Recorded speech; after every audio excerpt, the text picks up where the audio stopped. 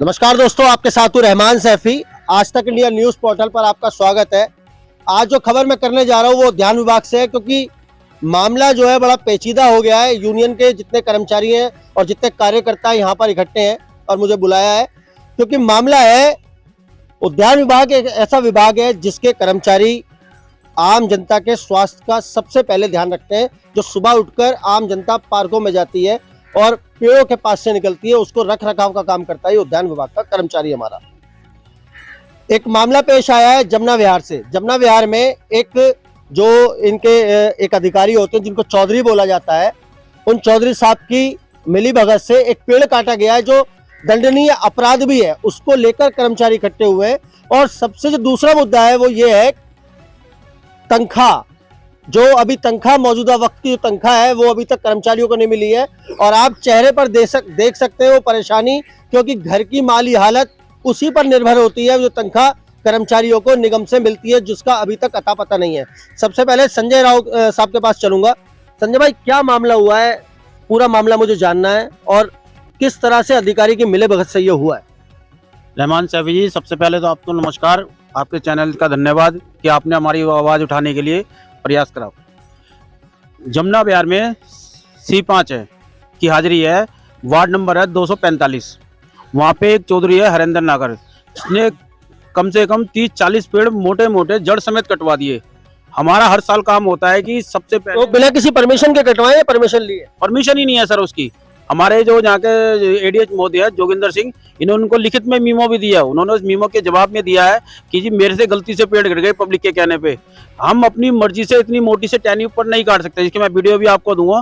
मैंने कुछ दिन पहले एक बात भी सुनी थी, अभी ये पिछले साल का मामला है, शायद मेरे सामने भी आया, मैंने इंटरव्यू भी किया उसके ऊपर, कि एक कर्मचारी ने अपनी मर्जी से किसी के कहने पर वो पेड़ काट दिया था, एक टहनी काट दी थी उस पेड़ की, और उसकी फोटो वीडियो बनाई गई और उस कर्मचारी को निलंबित कर दिया गया निगम से।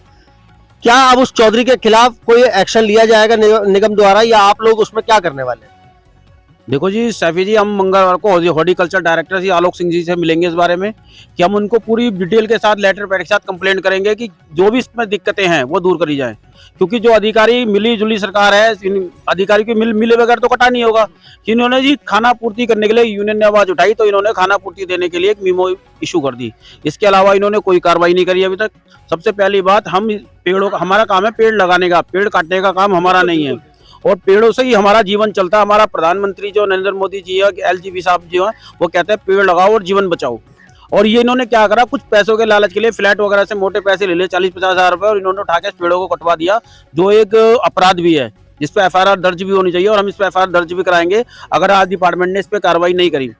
पहली चीज तो ये है कि दूसरी चीज ये है कि जो हमारा डिपार्टमेंट है वो आंखें बंद करके बैठा हुआ है। चैनल के अंदर कब जाता है आदमी, जब आदमी की आवाज सुनी नहीं जाती। तो सबसे पहली बात तो यह है कि इन्होंने जो पेड़ कटवाया है, इसकी कोई फॉरेस्ट डिपार्टमेंट से परमिशन नहीं ली गई। मेरे ख्याल से कल शनिवार है, त्यागी जी के प्रयास से फॉरेस्ट वाले आ रहे हैं, कल वो इंक्वायरी करके जाएंगे। सारे 25-30 पेड़ कटवा दिए जड़ समेत, जो बहुत बड़ा गलत है। मोटे पैसों के लिए, अपने स्वार्थ के लिए ये पेड़ कटवाए गए हैं। इसके लिए हमारी यूनियन अभी सरकार बैठने जा रही है 6 जनवरी को। इसके बाद हम 15 तारीख का एक प्रदर्शन भी लगाएंगे, जिसमें एक मुद्दा ये भी रखेंगे, जो अवैध कटाई करता है उसके खिलाफ सख्त एक्शन होना चाहिए। क्योंकि छटाई तो करवा रहा है वो चौधरी, गार्डन सुपरवाइजर, गाज गिरती है हमारे कर्मचारियों पे। बिल्कुल बिल्कुल। तो हम इस चीज को बर्दाश्त नहीं करेंगे। तो ये कहीं ना कहीं एक बड़ा मुद्दा है, क्योंकि अगर एक कर्मचारी के ऊपर, जो निचले स्तर का कर्मचारी है, उसके ऊपर अगर कार्रवाई की मांग निगम करता है और करता भी है, तो एक अधिकारी पर क्यों नहीं? क्योंकि मामला तनख्वाह से भी जुड़ा हुआ है। तनख्वाह को लेकर कर्मचारी में क्या रोष है और यूनियन उसके बारे में क्या एक्शन लेने वाली है और क्या अधिकारियों से बात करने वाली है? सुनील भाई, आपसे भी ये बात जानना चाहता हूँ। तनख्वाह नहीं आई है अभी, और कहीं ना कहीं हॉर्टिकल्चर जो कर्मचारी है यूनियन की तरफ टिकटिकी बनाए देख रहा है, क्या उसको आश्वासन देंगे? तनख्वाह के मामले में क्या करने वाली है यूनियन? सैफी जी, पहले मैं आपका धन्यवाद करना चाहूँगा। आप अपने चैनल के माध्यम से हमारी सभी कर्मचारी भाइयों की दिक्कतों परेशानियों को पब्लिक तक, सभी तक पहुँचाते हो, उसके लिए बहुत बहुत धन्यवाद आपका। सैफी भाई, सैलरी का तो रोना निगम का ख़त्म ही नहीं होगा, चाहे कितना भी कर लो, कुछ भी कर लो। अभी एक कर्मचारी है मुकेश भाटी, पिछले 3 महीने से उसकी सैलरी नहीं आई। सैलरी के लिए पूछते हैं तो वो कहते हैं भैया अपने आप बजट लेके आओ। बजट कहाँ से लाया कर्मचारी? क्या कर्मचारी खुद बजट लेके आएगा? वो कहते सिविक सेंटर जाओ, आप बजट लेके आओ। तो कर्मचारी खुद बजट ला के देगा उन्हें, तब वो सैलरी बनाएंगे। वरना क्या सैलरी हम कहाँ से बनाए? हम बनाए नहीं। वो कह रहे हमने तो भेज दी है लेकिन वो पास नहीं हो रही, क्या करें। तो एक बात बहुत जरूरी है इसमें पूछने वाली, क्योंकि आप भी एक कर्मचारी हैं, खुद भी यूनियन नेता भी हैं। जब बीजेपी की सरकार थी निगम के अंदर, तब भी ये रोना था। क्या आम आदमी पार्टी की सरकार अब बनने ही जा रही है, 6 तारीख को शपथ ग्रहण है, उसके बाद क्या लग रहा है कि कहीं ना कहीं निगम के कर्मचारी को राहत मिलेगी या कर्मचारी इसी तरह से परेशान रहेगा? देखिए, वो कहते हैं आश्वासन और उम्मीद एक बहुत बड़ी चीज़ है। पहले कांग्रेस की सरकार थी, पिछले 15 साल से बीजेपी की सरकार रही है, तो बुरा हाल रहा कर्मचारियों का। कभी सैलरी टाइम पे नहीं, कोई एरियल नहीं, कोई बोनस नहीं, कुछ नहीं। कभी दिवाली का बोनस नहीं मिला, 3-3 साल के अभी बोनस रुके पड़े, 2.5 साल का अभी पेंडिंग पड़े हुए हैं।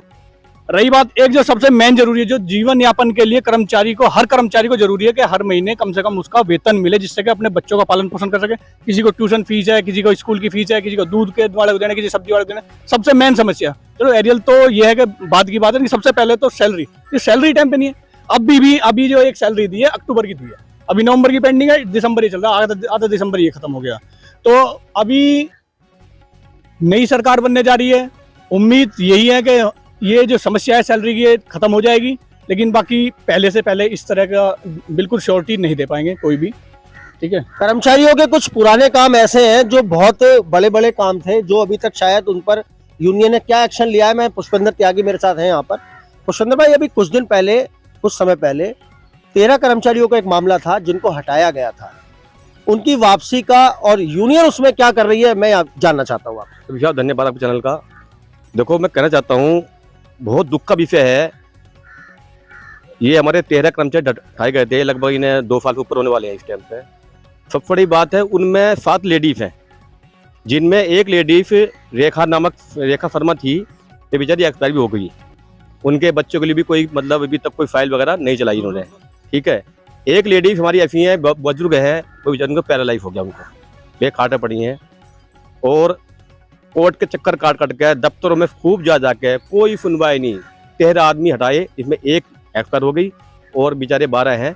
जब बीजेपी की निगम सरकार में तो उनको हटाया गया, क्या केजरीवाल की आम आदमी पार्टी सरकार में वापस लाया जाएगा? हम निगम को नहीं कहते हैं कि निगम सरकार ने हटाया, क्यों हटाया, कि हम साफ बोलते हैं फरी बात। ये सिर्फ हमारे एक एडिशनल कमिश्नर थे बिदुड़ी जी, उनके टाइम में, और हमारे डायरेक्टर हैं आर के सिंह जी, जो कि हमारे सीनियर डायरेक्टर हैं आलोक जी, उनसे मिले थे हम। तो ये देखो, बच्चे की बात उनकी नॉलेज में नहीं है बात, जबकि उन्होंने हमें आश्वासन दिया था नहीं हम इन्हें लाएंगे बात की। देखो, जो सीनियर डायरेक्टर उनकी नॉलेज में नहीं है, तो ये मैं 2 को मानता हूँ इसमें गुनहगार। एक डायरेक्टर हमारे आर के सिंह, ये हमारे बिदुड़ी जी थे एडिशनल कमिश्नर, शायद भी उनका तो ट्रांसफर हो चुका। अब देखो क्या होता है, अब नई सरकारी बात देखो उम्मीद है, सीधी बात है, मैं जो देगा जिंदाबाद, जो ना देगा मुर्दाबाद। हम कोई हमारा रिश्तेदार नहीं है। तो तनख्वाह के मामले में और कामों पूरे करवाने के लिए मामले में और मांगे पूरी करवाने के मामले में जो देगा जिंदाबाद और जो देगा नहीं जिंदाबाद।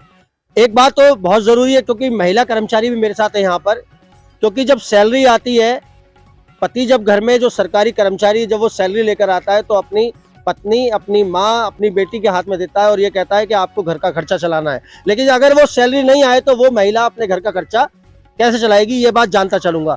किस तरह की परेशानी देखने को मिल रही है घर में इन दिनों सैलरी ना आने की वजह से? पहले मैं नमस्ते, और मेरा नाम सरोज है। मुझे 10 साल बाद तो मुझे नौकरी दी गई है। 13 साल मुझे नौकरी करते हो गए, और 13,000 में ना तो मेरी पूर्ति हो रही है, ना मैं अपने बच्चों को पालन पोषण कर पाती हूँ। इतना मेरा किराया लग जाता है, मैं कैसे कैसे आती हूँ और कैसे परेशानी में भुगत रही हूँ। मेरी कोई ना तो कोई कच्चा पक्का कर रहा, ना कोई सुन रहा। इस चीज को सुनाई करो। ऐसे में अगर सैलरी ना मिले तो क्या हालात है? बहुत बुरा हाल है। कोई उधार दे के राजी नहीं है, कोई इतना घर चलाना भारी पड़ रहा है, बस भूखे मरने की नौबत आ रही है।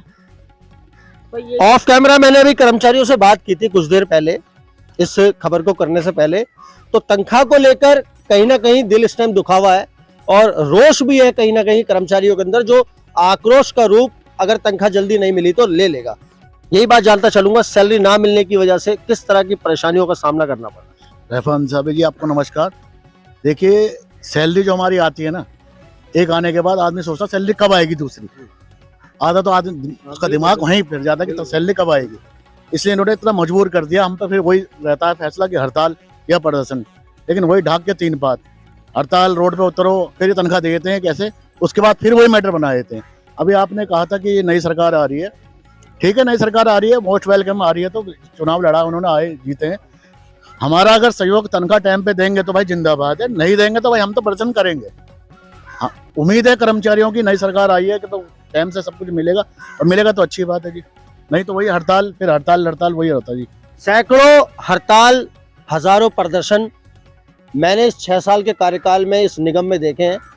सुमन साहब मेरे साथ हैं यहाँ पर, क्योंकि उम्र में सबसे ज्यादा जो अपना टाइम बिताया है इस निगम के अंदर, तो सुमन साहब हमारे साथ यहाँ मौजूद है। मैं यही बात जानता चलूंगा, सुमन साहब सालों बीत गए, क्या निगम की व्यवस्था ठीक लग रही है, या पहले ठीक थी या अभी ठीक है? पहले भी ऐसी थी, बेकार है, और अब भी ऐसी है, ये ऐसी ही रहेगी, लगता है ऐसे ये कभी भी सुधरेंगे नहीं है ना। सब कर्मचारी जो है पहले कच्चे थे, वो पक्के नहीं कराए जा रहे हैं, पक्के नहीं हो रहे हैं, और इनकी तनख्वाह जो टाइम पे नहीं आ रही हैं, ये बहुत ही गलत हो रहा है सब। तो ये वो कर्मचारी का दर्द है जो मैं आप तक बार बार पहुंचाता हूं, क्योंकि मेरा पहुंचाना, मैं अपना धर्म समझता हूं, इसको अपना फर्ज समझता हूं, क्योंकि इन कर्मचारियों की निगम इस तरह से अनदेखी करता है कि ये उनको बिल्कुल भी कुछ नहीं समझता। लेकिन मैं आपको बता दूं, निगम के अधिकारियों को मैं ये बताना भी चाहता हूं, हमेशा बताता भी रहता हूं, और किसी न किसी माध्यम से उनके पास जाता रहता हूं, इसी बात को ले जाकर कि कर्मचारी आपके लिए काम करता है, आपके लिए नौकरी करता है।